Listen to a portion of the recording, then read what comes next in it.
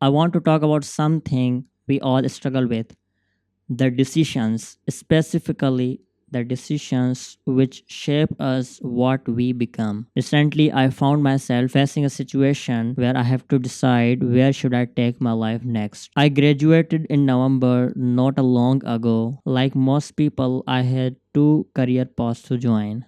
Number one was get a job, build experience, and climb that career ladder. Second thing was use my skills and build something out of it. Now, on the surface, those were the two choices, safety versus freedom. But deep down, it was more than that. Because both options has pros and cons. A job might give you sense of structure, steady income, and some experience. But in the job, you are trading your time, your most valuable asset, with money. But I think that trade does not always compound into long term growth. What if the job is not secure? What if you get laid off? What if the experience you gain is not competitive enough in the future? I'm telling you that because I have lived that. About a year ago, I had a job. I was doing good, but it was just start. And then, out of nowhere, I was laid off. But you know what saved me in a small way? I had started a tiny project, something which I was doing in my free time and with the money I had at that time. And even today, that thing still benefits me. And that thing taught me that the decisions you don't feel are big enough provide value in the future. But those decisions will be with you in the end when you will have nothing.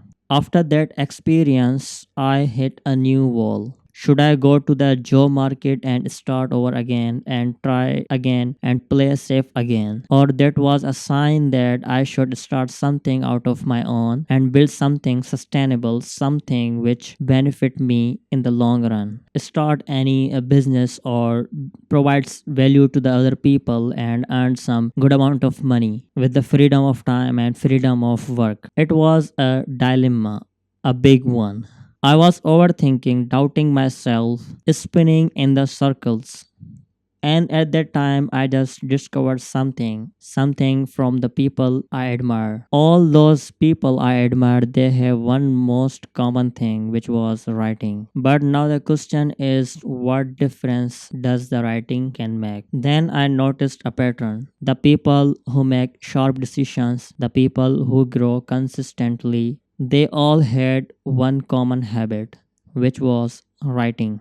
They write a lot, and then I started doing it. Not for a blog, not for someone else, just for myself. And what I was found was surprising.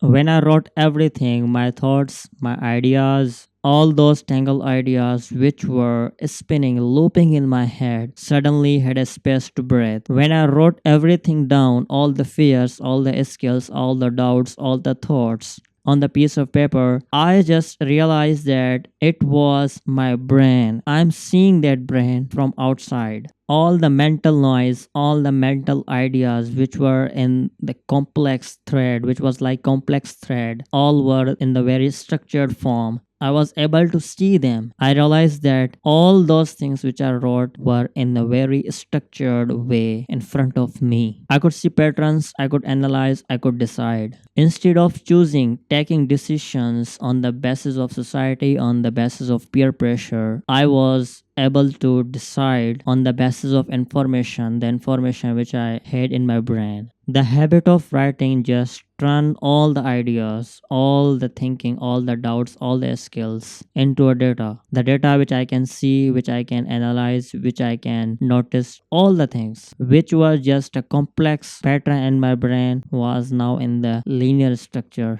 Let me give you a practical way to understand this. After writing down my both career paths, I have asked three questions from myself. Which path lets me use my time better? Which one gives me control over my outcomes? Which one builds something that stays with me if the world changes or something goes wrong? The last one was huge for me, and I think that has the most impact on the decision I have to take. Whether it's a skill, it's a business, or any product, because it will be with you. If something happens or something goes wrong, if life hits you again, it will be with you all the time. That's the different kind of security. In the end, I have decided something. I decided to invest in myself. I decided to invest in a small business where I don't have to focus on the profits, focus on the big returns, just small, tiny returns. Because all the tiny returns will be mine in the end. I know it's not a glamorous. I know it's not a big achievement, but every day if I feel good, it will be for me. If I feel bad, it will be for me. And in the end, I will feel that it is a growth and it will be a different kind of story which I will tell. And it all started with a simple habit, which is the habit of just writing. I didn't master that habit in a day or two or three. It took me almost 4 to 5 months to build that habit of writing. If you are facing any issue, if you are facing a tough time, you don't need any external resources, you don't need any person to guide you, don't need any person to motivate you. You only need this thing, because when you write something on the paper out of your brain, that's the half of the solution. Because structuring something or arranging something in order solves you half of your problem. The next step is decide. It is not one night job. You can't decide in one night. Even you can't build a habit in one day, 1 week, or 1 month. It may take you some time to just write down your things in a better way and structured way. Because the more you do, the more you get better at. Write them, sort them, ask better questions, and then make decisions that aligns with your time, your growth, specifically your long-term growth. Don't wait for the clarity to arrive, create it.